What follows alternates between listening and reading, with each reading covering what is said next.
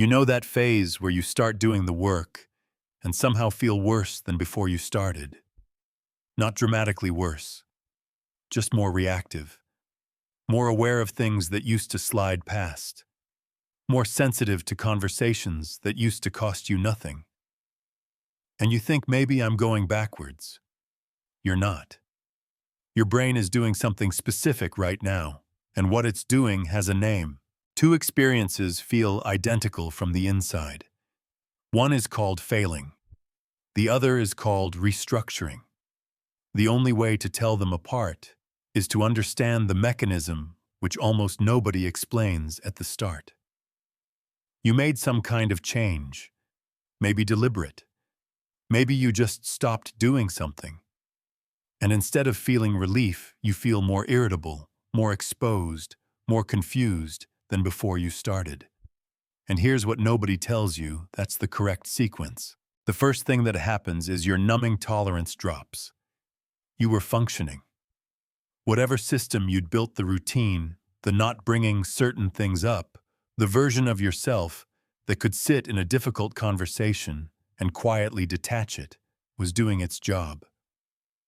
And now it isn't. Things land harder. A comment that would have bounced off 6 months ago now stays in the room with you. There's a specific moment most people experience in this phase. You're in an ordinary conversation, and you notice you can't do the thing you used to do, the mental checkout, the distance. The words get in faster. They register at a different frequency, and you don't know how to explain why a Tuesday afternoon suddenly costs more than it used to. And the people around you have evidence. They can see something changed before you can articulate it. Meanwhile, the people who never started anything are still easy, still level, still running the same familiar pattern without friction.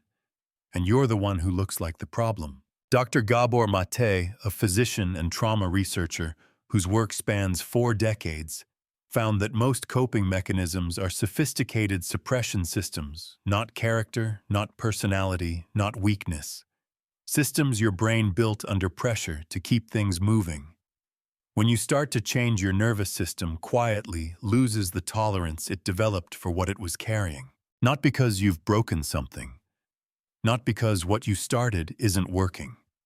Because the system that was absorbing what you couldn't process, it's finally losing its grip.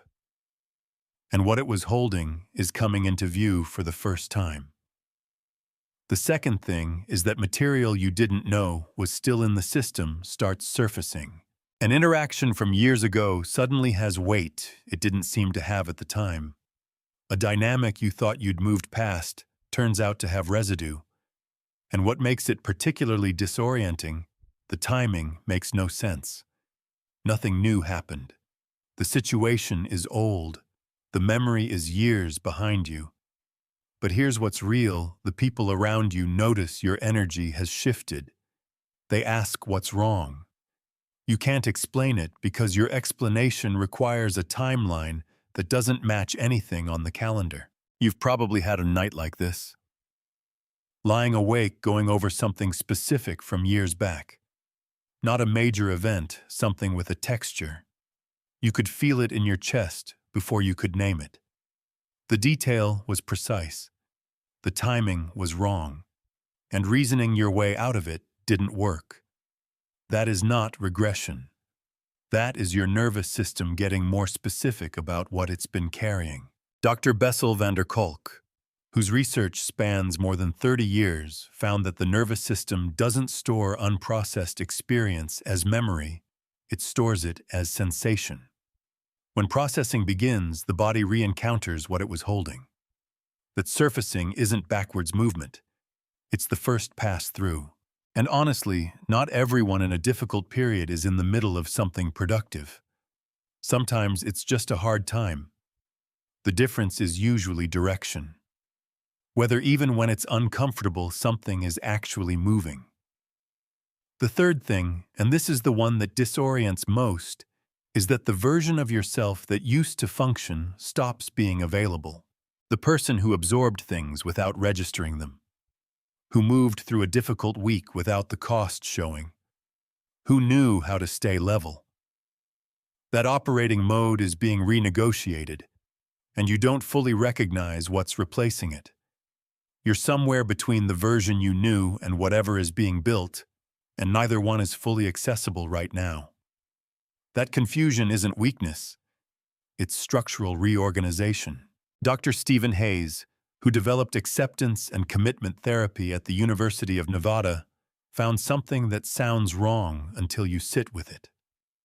Psychological flexibility, the ability to carry difficult experience without being controlled by it, requires contact with the discomfort before it's possible to move through it. You cannot route around the exposure.